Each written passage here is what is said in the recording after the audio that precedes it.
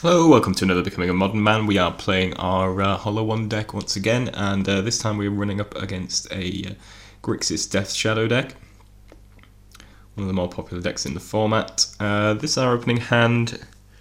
It's got a lot of the things that we want to do with this deck. We've got a turn 1 Flameblade Adept, a couple of Blood Ghasts, and our top end threats. No discard, which is kind of awkward, but on the positive side, I suppose we can cast the Flameblade Adept on turn 1, and then we can start casting these Blood Ghasts. So we got some time, and I don't hate this hand. I think it's probably fairly decent. Opponent leads off with a Delta. We're going to get Blood Crypt and play this Adept. We're going to cycle a Street Wraith and then another one. Play a couple of fetch lands. He's going to crack. And I think we're going to see a Tasigur here. Yeah, so that's a Tasigur. Definitely better that it's a Tasigur than a Gurmag Angler, because obviously our Gurmag Angler can attack into a Tasigur and it can't attack into another Angler. So we're just going to attack for 1 here, next to Menace. Our opponent can't block. And I guess we're going to run out our second Blood Ghast because we haven't drawn another discard spell, unfortunately. It goes down to 9. Attacks for 4. We find a Cathartic Reunion, which we're going to be able to use to discard these 2 Blood Ghasts. And also get a couple of pumps on our Flameblade Adept. That's Stubborn Denial. And yeah, awkwardly, as the discard is part of an additional cost, we're going to get those cards back when the Reunion gets countered. Although in this circumstance, we're still fairly happy, given that we're going to be able to get 2 Blood Ghasts back out of the graveyard here with haste. But has Terminate for the Flameblade Adept, which is fine. And we're also going to cast this Hollow One, given that we're unlikely to get another chance of discarding 2 cards. So that works out pretty well. So we're going to be able to tap for 6 here, put our opponent down to 3, and we've got a Hollow One in play as well. Opponent plays Serum Visions into a Death Shadow, which is a little bit scary. We draw Lightning Bolt, which is hopefully enough to kill our opponent. But we'll go for the attack just to see what our opponent's got, and if he does have any way of, turning the game around, we might be able to respond with a Lightning Bolt if necessary. But looks like that's enough. Our opponent doesn't have enough to answer the other 2 Blood Ghasts there. So, yep, on to game 2. Oops, sorry.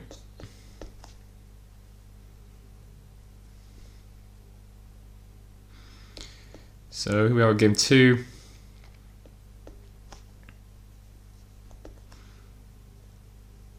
So this is our opener. We've got Looting, Flamewake Phoenix, Angler, Fiery Temper, and Lightning Bolt. Seems pretty reasonable. Kind of want a little bit more. We are relying on this Faceless Looting quite a lot to draw us into something a little more exciting, but we can Looting, getting rid of the Phoenix and potentially the Fiery Temper, and sort of go from there, I guess, or maybe even one of the fetch lands. So plays Water Grave, Thought Seeds takes away the Looting, which is pretty painful for us. We're just going to have to lead off with a fetch here and pass the turn. It's going to play Serum Visions into a Blood Crypt, but nothing further to play. He's going to put that into play tapped.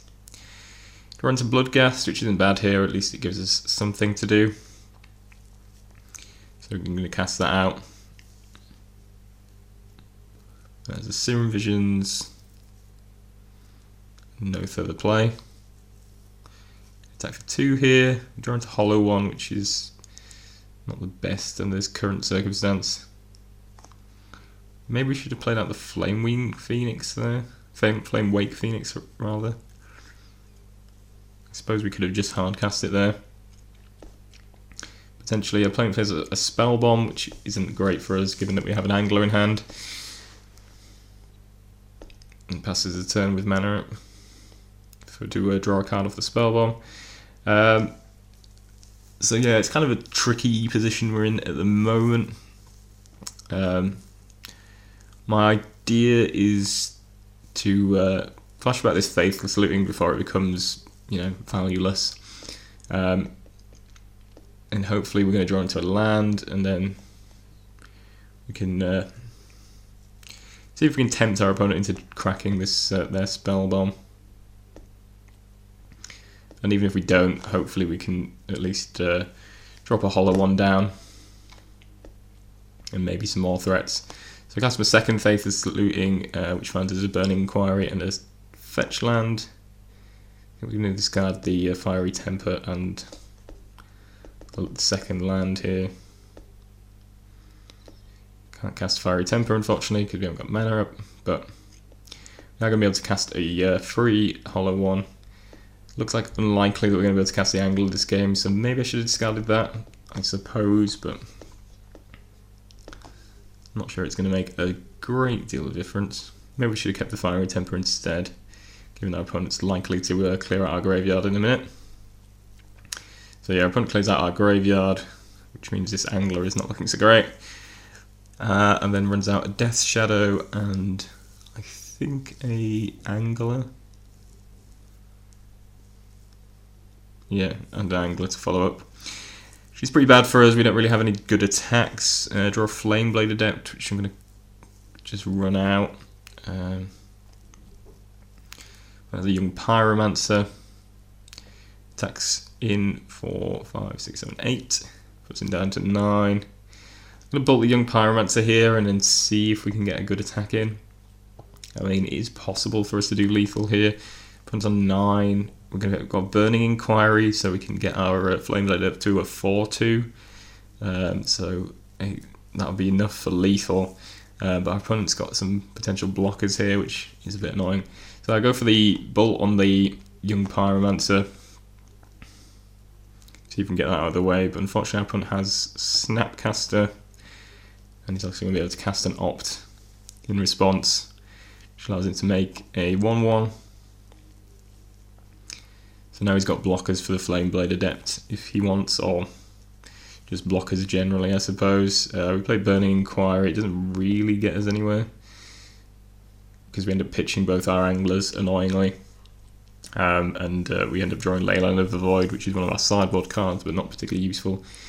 At this stage of the game, opponent double blocks the Flameblade Adept. X2, we keep the hollow one back because we don't want to die on the backswing. And our opponent has Collar Hand's Command to destroy the hollow one and return Snapcaster back to his hand. So yeah, unfortunately we lose out there. It was fairly close, I suppose. It's just his 2 threats were a little bit too big for us. And the Young Pyromancer was a little bit annoying. It only makes Flameblade Adept worse when your opponent can make multiple blockers. So it was yeah, close, but unfortunately we weren't quite able to get there in this game. Let's go to game 3. See if we can run a little bit better.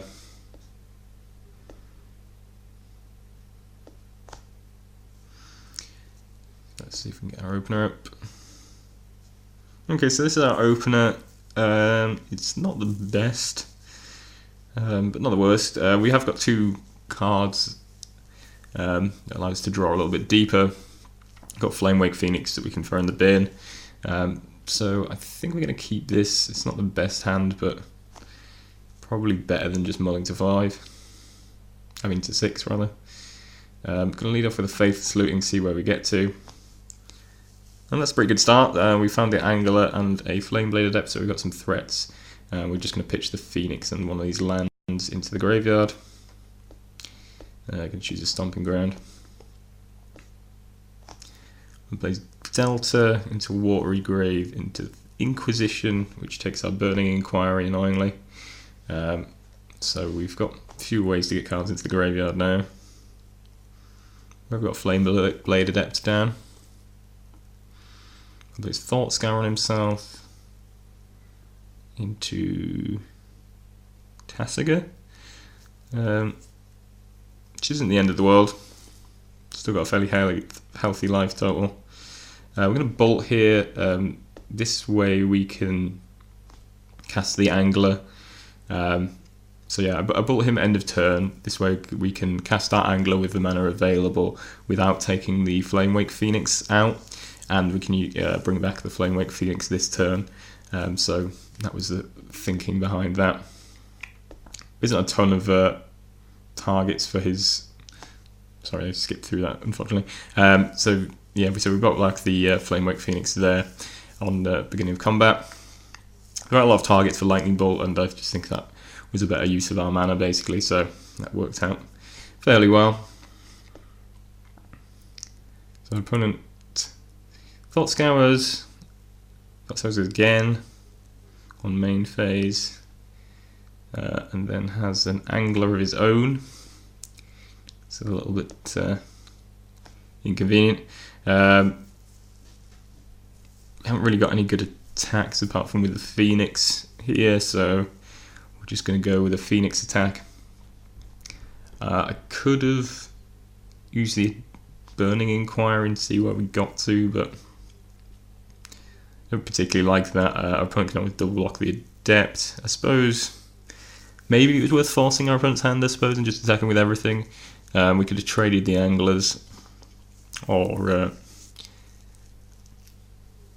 yeah, I mean, thinking about this turn a little bit more, maybe we should have just gone for it, attacked with everything, and then he would have either taken 7 if he doesn't block the Angler, or he would have taken 4, 5, 6 if he'd taken with attack, just block the Adept. Yeah, given that we had such a good life total advantage on our opponent, I actually think our attack was fairly good there. Alternatively, if we didn't want to play the Burning Inquiry, we could have cycled Hollow One, or we could have cycled 1 and Inquiried, and that would have been 4, so 5, 6, 7, so we could knock down our opponent down to 3. So yeah, I think in hindsight that was probably a better play, and then we would have probably been forcing our opponent to trade Anglers, or we could just kill off his Tasigur, I suppose, instead, if he wanted to double block the Angler, I guess. So yeah, I think in hindsight maybe we should have just gone for it there, given that Menace makes it much more difficult for him to block. He'd either have to double block the Adept, which would let the Angler through, or he would have had to block the Angler and then let the other damage through. So yeah, I think in hindsight that wasn't a good attempt. We should have probably just pushed for the kill rather than letting our opponent have another turn. We're playing Pyromancer, attacks with his Angler, which we're just going to take here. Play Burning Inquiry now, but our opponent's got Stubborn Denial, irritatingly, and our attacks aren't very good. So I decided to attack with the Angler on the basis that our opponent's got 4, 5, 9, 10, 11. So we've got 3.